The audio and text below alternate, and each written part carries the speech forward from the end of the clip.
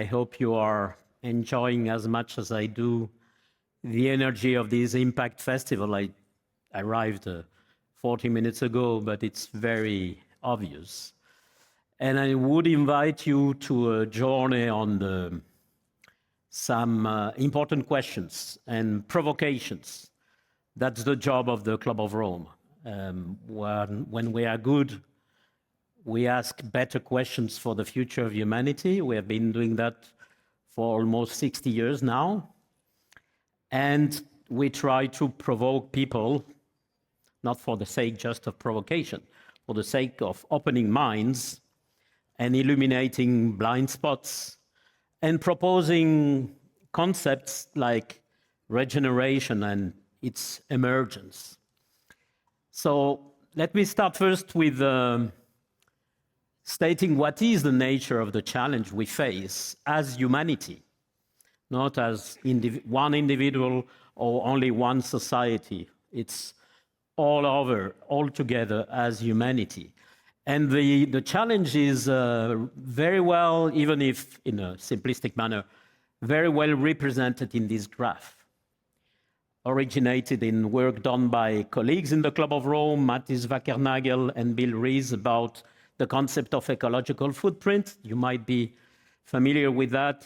They do a lot of work. You can look at what they do from the Global Footprint Network.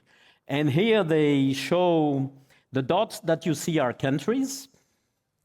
And the two dimensions are Human Development Index, which is a UN index combining GDP per capita and levels of education and wealth. Levels of education and health, versus ecological footprint, which they measure. One way of measuring that is counting how many planets do we need to keep to maintain our lifestyle. So here you see the size of the issue, and I will go from this to the nature of the challenge we face.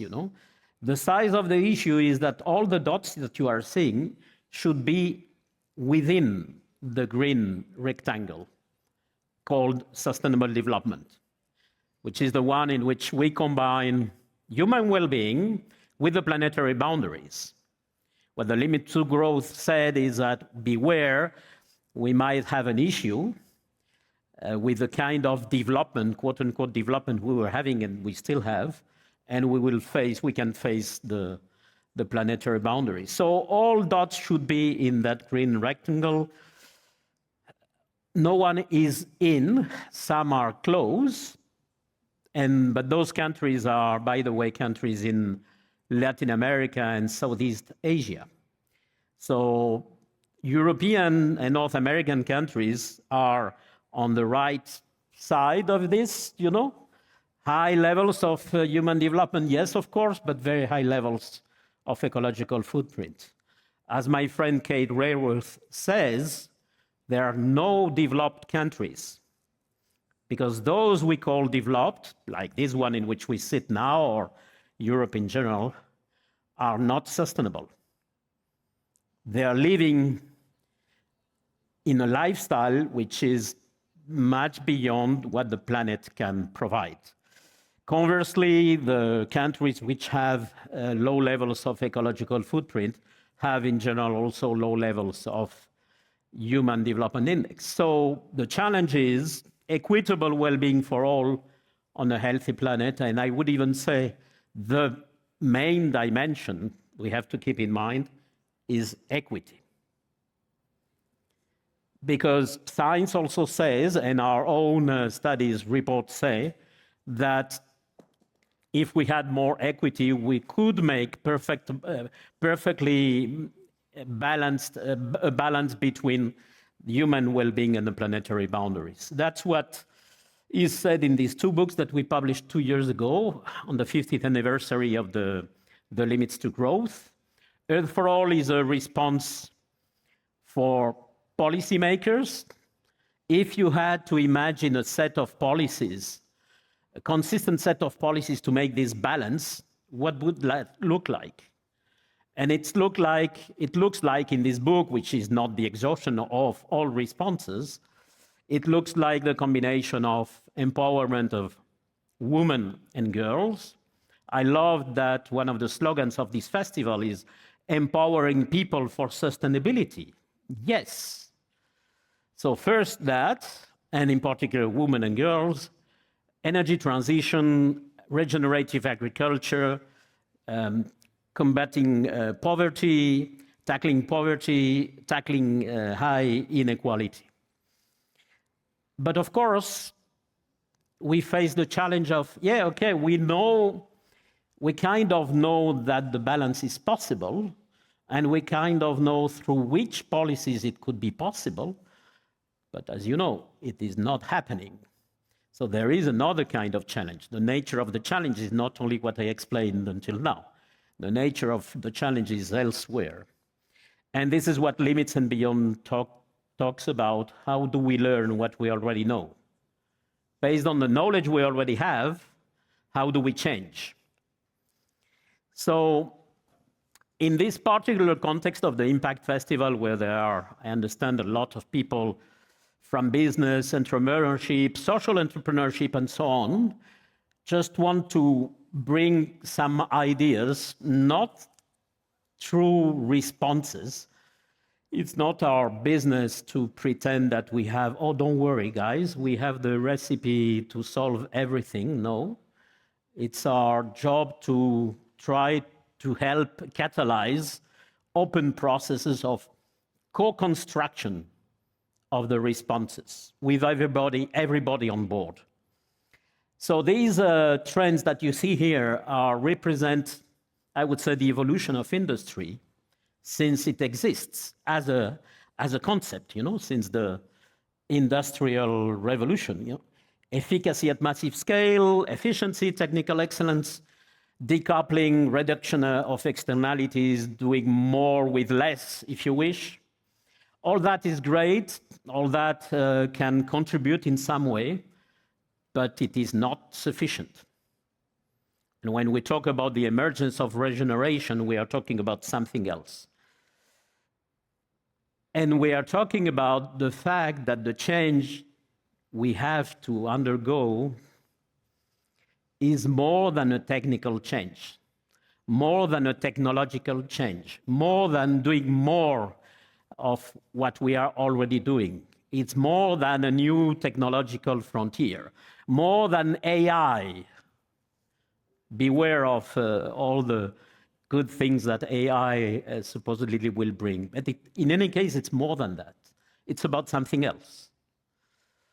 It's about the fact that we know scientifically, but we also know since the beginning of times, so from ancient and modern sciences, we know that our well-being and our health depend more than anything else on the quality of our relationships.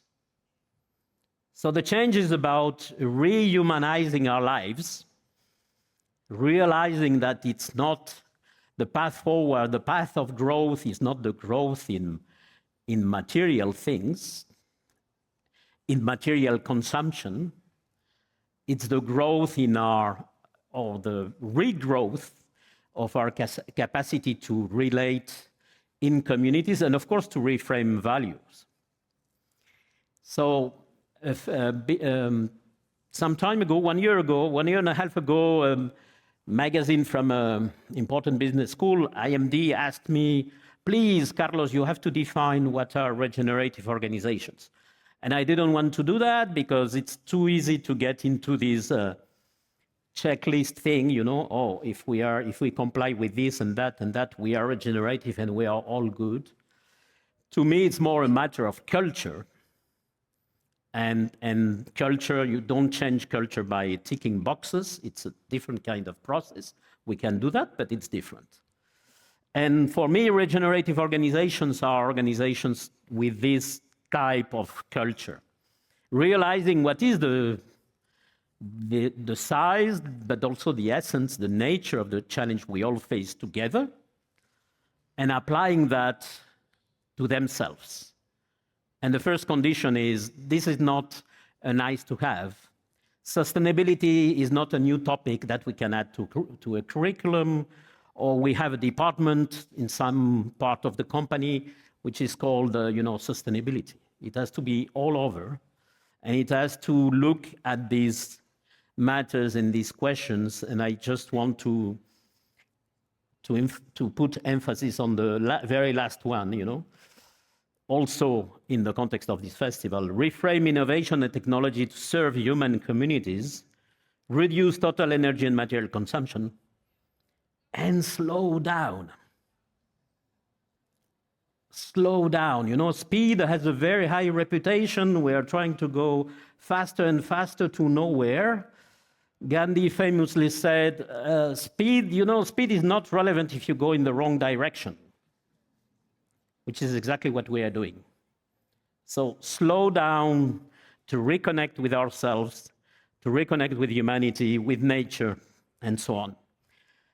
This is what we promote in a program that I lead in the Club of Rome. We started 2 years ago from a different perspective, because, of course, we started with ecological footprint versus HDI, still very technical, not to say technocratic, if you wish.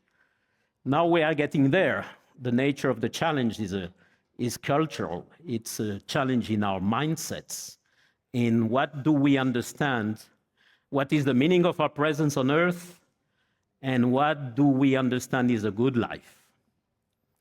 If it is ever-growing accumulation of material things, if we keep by that definition, we are doomed. Sorry.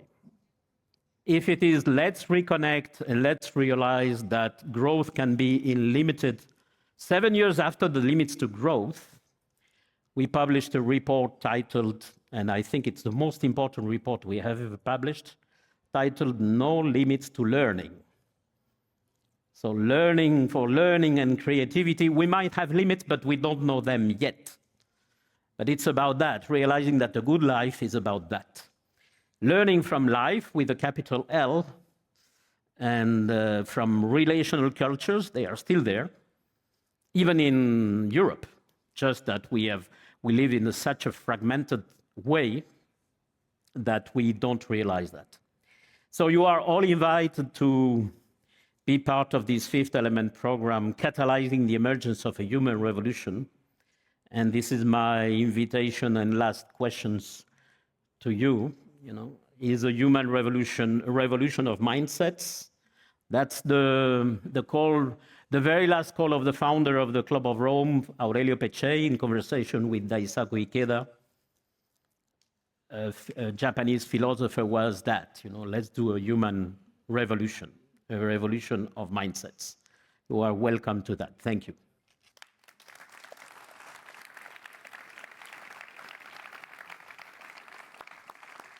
Thank you very much, Carlos. This is your applause. We're going to take one step further, but we slow down because they will do a speedy rebuild of our stage because you will be panelists.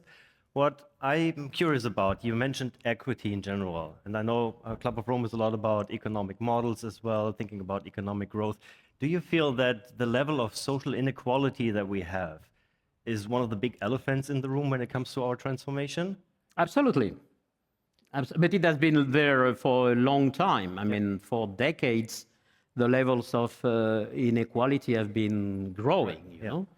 And there is scientific evidence. A lot of people have worked on the question of how much energy consumption would we need? Because, of course, we say, but, many people in the world want to have higher level of material comfort. Yeah. So if you ask the question, how much energy consumption would we need, to address that demand, and but at the same time be within the planetary boundaries? Yeah. The response is that it depends enormously on the level of inequality. With lower levels of inequality, which doesn't mean uniformity. Of course, yeah. Of course not. But with lower levels of inequality, could be everybody on Earth could have a decent life with half of the consumption of energy that we have now. Yeah, but that's amazing, that's amazing, especially in the context that we are still in a situation where we have growing world population. We're now 8 billion people on this planet. We might be 9.5, 10 billion. Some forecasts even 11 billion people. Do you feel that this is maybe a topic that in that context of sustainability is also neglected? I don't think it's often it has not been well framed, that topic of population. Because I also always ask to the people who say, oh, there are too many people on Earth, I ask, but who is in excess? You know, who is in excess, you know? And typically, if it is somebody like us living in the privileged world with very high level of ecological footprints, if anybody is in excess, it's ourselves, you know? But that's not the right framing. The correct framing, and it's obvious, is, and this is why Earth for All, our book and our program insists on that, it's empowering women and girls. Because that creates the condition for the demographic transition. So women stop having so many babies, decide themselves how many babies they want to have, and then that makes possible the stabilization of the population, which will most probably happen, yes, at a high level, but nobody's in excess, I think. People are the solution, not the problem. You are the solution, you are not the problem. And at the same time, we might have, if with this empowerment of women and girls, we have a horizon of stabilization of the total population of the world.